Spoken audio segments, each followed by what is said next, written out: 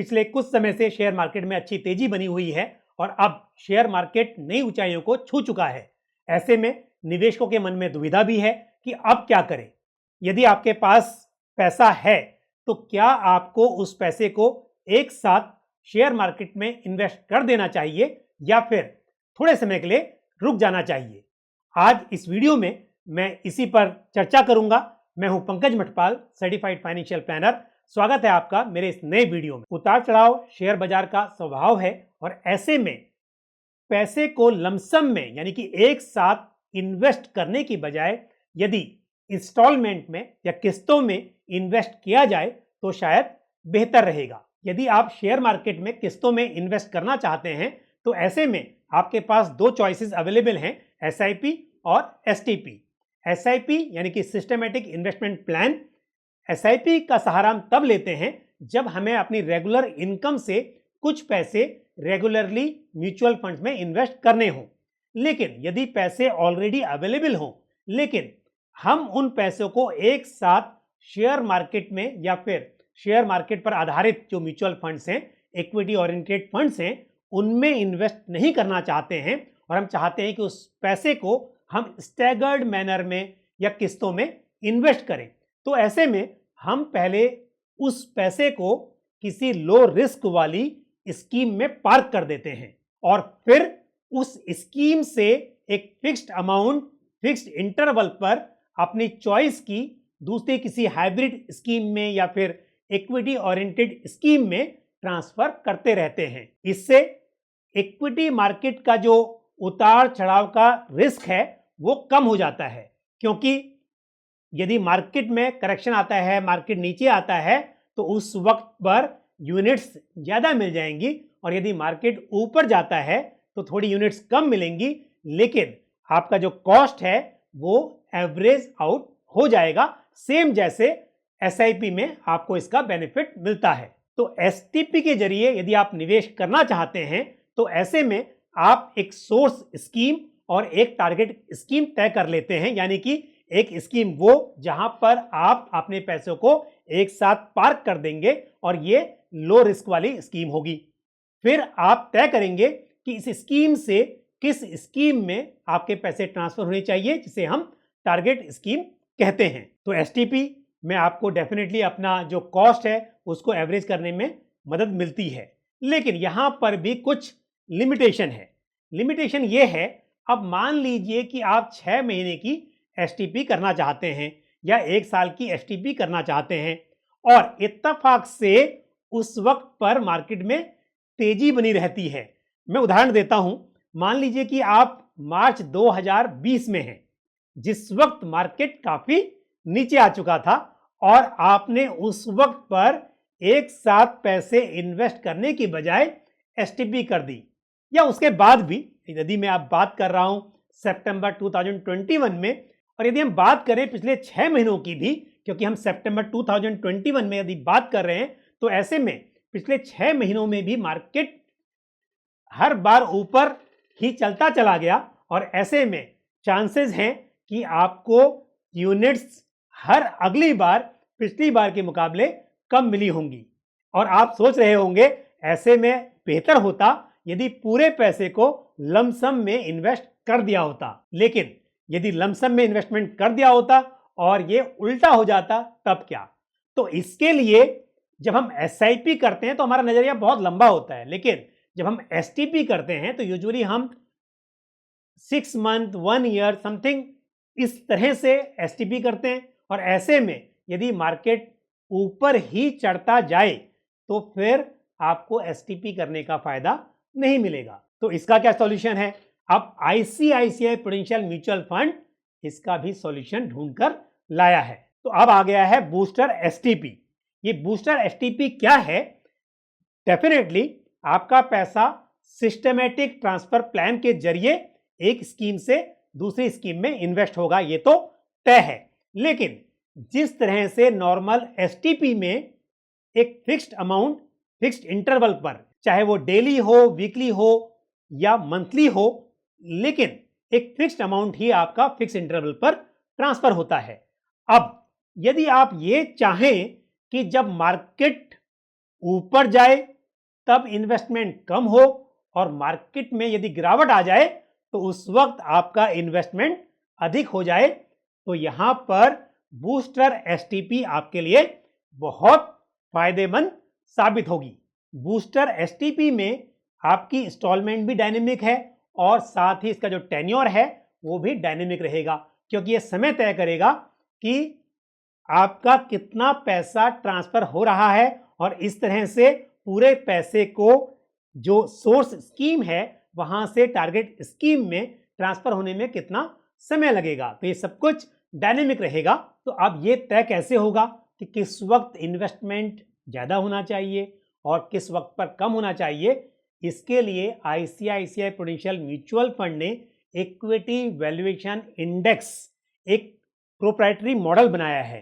तो इस मॉडल के आधार पर यह तय होता है कि किस वक्त पर कितना पैसा सोर्स स्कीम से टारगेट स्कीम में ट्रांसफर होगा। अब उदाहरण के तौर पर मान लेते हैं कि आप आईसीआईसीआई प्रूडेंशियल की एक इक्विटी स्कीम में लमसम पैसे इन्वेस्ट करना चाहते थे, लेकिन मार्केट को देखते हुए आप डिसाइड कर रहे हैं कि पहले उन पैसों को आप आईसीआईसीआई प्रूडेंशियल म्यूचुअल फंड की ही किसी एक लो रिस्क वाली स्कीम जैसे कि आईसीआईसीआई प्रूडेंशियल लिक्विड फंड या ICICI prudential money market fund, इस तरह की किसी स्कीम में पार्क कर देते हैं और वहां से आप डिसाइड करते हैं कि 10,000 पर मंथ आप उस सोर्स स्कीम से टारगेट स्कीम में ट्रांसफर करते रहेंगे।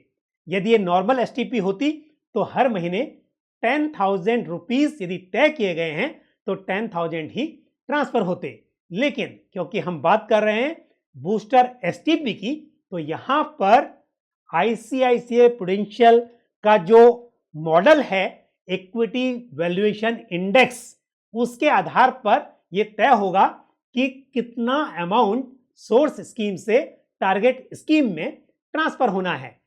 यदि इक्विटी मार्केट एक्सपेंसिव है तो ऐसे में आपका जो बेस अमाउंट है उसका 1/10, उदाहरण के तौर पर हमने माना था कि 10,000 पर मंथ आप ट्रांसफर करना चाहते हैं, तो उसका 1/10 यानी कि 1,000 रुपीज ही ट्रांसफर होंगे।